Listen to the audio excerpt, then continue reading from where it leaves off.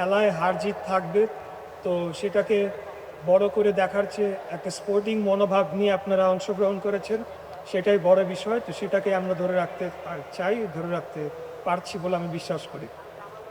আজকে আমার বক্তব্য খুব বেশি দেয়ার নেই। আমি প্রথমে কৃতজ্ঞতা জানাচ্ছি ব্যাডমিন্টন ফেডারেশনের সকলে, যারা আজকে আমাকে এই সম্মানিত করেছে, আজকে প্রাইজ গিভিং সেরেমনি প্রধান অতিথি হিসেবে আমন্ত্রণ করেছেন। আমি আপনাদের কাছে কৃতজ্ঞ। অবশ্যই বাংলাদেশের স্পোর্টস এবং টেনিস ফেডারেশন এবং অন্যান্য যে কোনো খেলাধুলায় আপনারা আমার যখন যেভাবে ডাকবেন সেভাবেই পাবেন ইনশাল্লাহ, আমি আপনাদের কথা দিতে চাই। এর পাশাপাশি আরেকটু যুক্ত করতে চাই, আমি ব্রাদার্স ইউনিয়ন স্পোর্টিং ক্লাবের আহ্বায়কের দায়িত্ব পালন করছি। আমি আমাদের আজকের টেনিস ব্যাডমিন্টন ফেডারেশনের সম্মানিত সভাপতি ডন ভাইকেও বলেছি, আগামীতে আপনাদের এই টুর্নামেন্টে আমরাও পার্টিসিপেট করতে চাই as a club. Brothers union club team বানাবে, দিবে এবং পার্টিসিপেট করবে ইনশাআল্লাহ।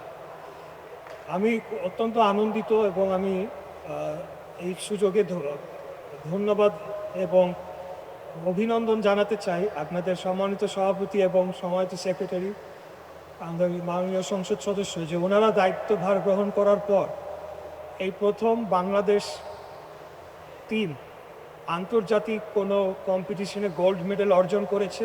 এটার জন্য অবশ্যই আমরা গর্বিত এবং আমরা ফেডারেশন এবং সেই টিমের সকলে যারা পার্টিসিপেটিং প্লেয়ার্স এবং অন্যান্য সকলে যারা সহযোগিতা করেছেন তাদের সকলের প্রতি কৃতজ্ঞ।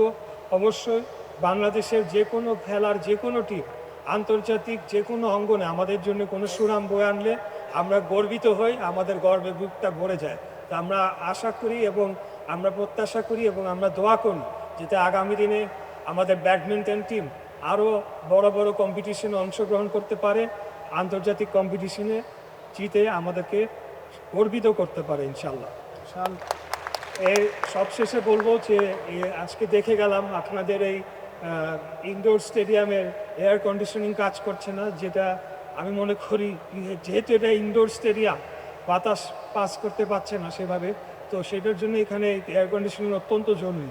তো আমি আমাদের মাননীয় ক্রীড়া প্রতিমন্ত্রী জনাব আমিনুল হক, ওনার সাথেও কথা বলবো যে এটা দ্রুততম সময় কিভাবে ওনারা সংস্কার করে এটাকে আন্তর্জাতিক মানের একটা গ্রাউন্ড হিসেবে গড়ে তুলতে পারে, যেখানে আন্তর্জাতিক মানের কম্পিটিশনের জন্য আমরা আমাদের টিম এবং প্লেয়ারদের প্রস্তুত করতে পারি। সেটার জন্য যাতে উনি পদক্ষেপ গ্রহণ করে, এবং আমি যেহেতু একজন ক্রীড়া সংগঠক, ক্রীড়ার মানুষ, আমিও ওনাকে সহযোগিতা করব, ফেডারেশনকে সহযোগিতা করব এই বিষয়ে।